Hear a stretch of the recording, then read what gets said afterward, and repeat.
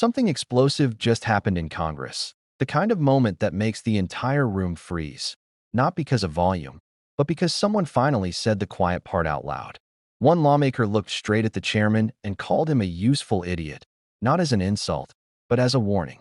And behind that warning sits one of the most controversial files in modern political history, the Epstein documents, the ones everyone demanded for years until they suddenly didn't. What changed? Why did the loudest voices fall silent overnight? And why does it feel like the truth is being buried deeper by the day? For months, people online pushed a single narrative. Primarily already been public. There's an uproar on the right and by many, many members of Congress about why the Epstein files were not being released. Pam Bondi says, she writes a memo or an email saying that she wants an explanation for why there aren't more files that are released within 24 hours and that within 2 weeks she intends to release them. Then the FBI spends tens of thousands of hours going through the files to redact them. Redact, obviously, what you would need to redact, which is the identification information and any other information about the victims. That lasts a couple months. All of a sudden, it goes quiet. It goes quiet. Suddenly, Congresswoman Luna and others who have been pushing so aggressively for the Epstein files to be released decide we're going to stay quiet. And all of a sudden, they're not released. Well, what do we learn next? Oh, we learn, actually, this whole right-wing conspiracy theory is BS. It is bogus, and Donald Trump is in the Epstein files. So now, all of a sudden, the Republicans who were so aggressively intent on releasing the Epstein files because they were going to be a huge, explosive story about Democrats involved with Jeffrey Epstein are quiet. So the irony of these Republicans accusing the Democrats now of only being interested in this is for political purposes is so thick that it is almost sucking us into the quicksand. But let's go a step further. Let's go a step further. Because now the cover-up is getting so deep and so intense that this committee, which has oversight over the Department of Justice and would ordinarily be the one that is doing this investigation, is running away from it. Why? Because Chairman Comer is the useful idiot who will do the cover-up for Donald Trump. And what does that mean? Oh, well, now there is an oversight investigation, but you know what they're not asking for? Those kind of comments, and he knows that. Gentleman's recognized. Now, the oversight committee is doing an investigation, but you know what they're not asking for? You know what you did not put in the rule to confirm that investigation? We're not asking for the documents that were used to open the investigation, who provided the information. They're not asking for witness statements, victim witness statements. They're not asking for recordings that may exist. They're not asking for any of the evidence that might include Donald Trump. And rather than acknowledge that you're just trying to cover up for Donald Trump's knowledge and involvement in the Jeffrey Epstein scheme, you're trying to accuse us of being interested. And there's one more point that I will say quickly. This conspiracy theory that you pushed for years is bogus. And when it comes out to the American people that it is bogus, then they will know that all of your other conspiracy theories are also bogus. And your credibility is nil. And I yield back. That powerful figures on one political side were hiding a massive secret embedded in the Epstein files.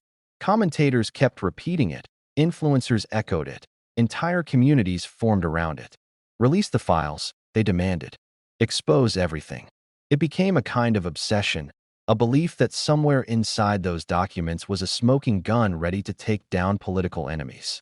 And with every passing day, that pressure grew louder, fiercer, impossible to ignore.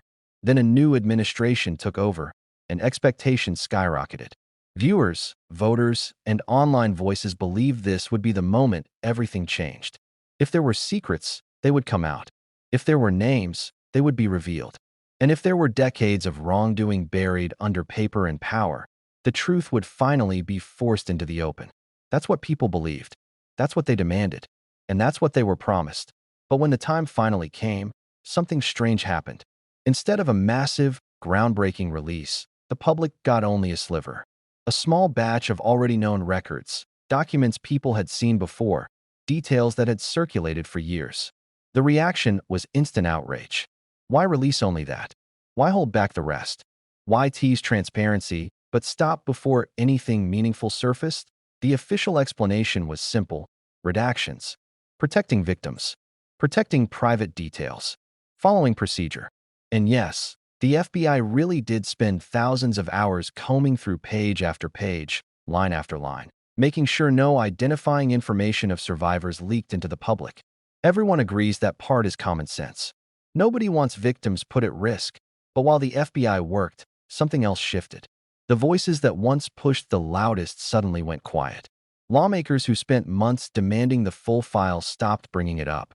Commentators who treated the files like the golden key to everything suddenly changed their focus. Even the politicians who once insisted the government was hiding a bombshell disappeared from the conversation. Silence replaced uproar. And silence almost always means someone learned something they didn't like. When the redactions wrapped up, everyone expected another release. A bigger one, a meaningful one. But instead, nothing. Total stillness. The public heard no update, no explanation, no timeline. Just void. That's when Representative Dan Goldman stepped in and dropped the moment that shook the room. He pointed out the irony. For years, some lawmakers swore the Epstein documents contained devastating secrets about one political side. But when internal chatter suggested the materials might implicate someone they were aligned with, the urgency evaporated. Suddenly, the files weren't worth talking about. Suddenly, the questions didn't matter. Suddenly, transparency was no longer a priority. And when that shift became obvious, the investigation itself took a strange turn. Instead of demanding every document, every recording, or every statement, the committee overseeing the case asked for almost nothing. No witness accounts, no detailed reports, no background materials, no paperwork showing who provided what information, nothing that could clarify the full picture, nothing that could be used to cross-check, nothing that might point in an inconvenient direction. According to Goldman, they weren't asking for the evidence that mattered. They were asking for the scraps. He didn't just call that irresponsible. He called it intentional. And that's where the useful idiot line hit. Because in his view, the chairman wasn't uncovering the truth. He was helping bury it. Whether knowingly or not, he was playing a role in shielding someone else from scrutiny. Someone with something to lose. Someone whose name, according to rumors, appears somewhere inside the very files they once begged to release. That if that's true, then everything the public witnessed over the last few years wasn't a quest for truth. It was a political weapon, a narrative built to target opponents, not to uncover justice. A spotlight meant for one side only. Even though Epstein's network touched individuals from multiple industries, ideologies, and nations. But when the spotlight started turning around, the people holding it simply shut it off. Goldman's warning wasn't just about hypocrisy. It was about strategy. He laid out a pattern that has repeated itself again and again in political circles. Step 1. Build a conspiracy. Step 2. Push it aggressively. Step 3. Use it to discredit your opponents. Step 4. Abandon it the moment it risks touching your own. Step 5. Pretend nothing happened. That playbook works only when the public doesn't notice. But this time, someone said it directly in front of cameras, microphones, and millions of eyes watching. And the response from the committee wasn't to deny the shift. It wasn't to prove transparency. It wasn't to release the documents and clear the air. It was simply irritation, as though speaking the truth was more offensive than hiding it. What makes this moment even more unsettling is what Goldman said next, that this isn't just one conspiracy collapsing. Once people realize the biggest, loudest claim of the last few years might have been hollow all along, they start asking, What else was exaggerated? What else was manipulated? What else was built for political gain rather than public truth? If the so-called explosive files aren't what certain voices promised, then the people who push those narratives lose credibility. And when credibility collapses, everything collapses. Beyond the politics, beyond the finger-pointing, there's something deeper here. The Epstein case was always bigger than any administration, bigger than any party, bigger than any conspiracy. It involved victims who endured some of the most horrific abuses imaginable. It involved money, power, privilege, and people who were protected for far too long. That's the real tragedy. And turning that into a political toy, a weapon, or a distraction is more than dishonest. It's dangerous. But this is where the story takes its darkest turn. According to Goldman, the committee that should be demanding transparency is now doing the opposite. The same people who wanted the files released when they thought it would hurt their enemies are now shielding the investigation the moment it points in a different direction. They're narrowing requests, ignoring key evidence, refusing to gather crucial records, and pretending the silence is normal. That if you step back and look at the pattern, it becomes clear. Some people don't want to know the truth. Not because the truth is complex or painful or politically inconvenient. They don't want to know because they already do know, and acknowledging it publicly would shatter the narrative they built. That's why this moment matters. Because it's not just about the Epstein files.